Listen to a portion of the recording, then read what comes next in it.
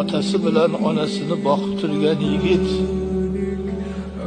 onam-ku deb onasiga bir yaxshi ko'z bilan qarasa debdi sallallohu alayhi vasallam.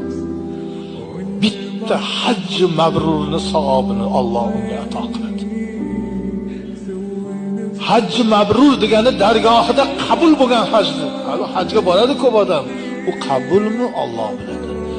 Onasini, otasini boqib turgan yo bittalarini shu malol omiy xizmatini oyijonim deb shu mani onam deb tikilib qarashib bitta hajj savobini oladi debdilar. Sahobalar aytdi, 100 marta qarasa-chi bir kunda 100 ta hajj mabrur savob bordilar.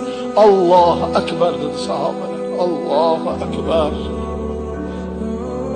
Qaysi ishga buncha katta savob bo'ladi, ha?